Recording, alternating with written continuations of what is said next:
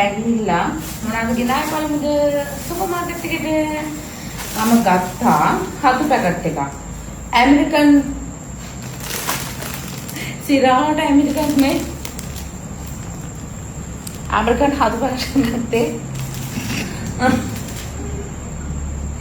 ඒක හතු තියන American හතු packet එකයි ඒක උනාරු 198 සුදු බතල එකක් ගත්තා කහ බතල සුදු බතල නෙමෙයි ඒක උනා 248ක් හරිද වාගේ ගන්නවනේ ඉතින් ඔයගොල්ලෝ ඕගනික් කියනවා රුපියල් 270යි බබාට වට්ටක්කා 230යි වෙනම ගත්තා කංකුන් මිටියක් හරිද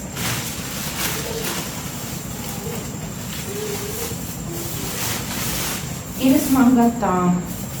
මේවා ගත්තේ මාකට් එකේ මාළු එකක් ගත්තා ඒක ෆ්‍රිජ් එකට දැම්මා බතල ගත්තා තක්කාලි ගත්තා ඕම ඩිස් ගත්තා ඕනම ගත්තේ දැන් මේක ෆ්‍රිජ් එකට දානවා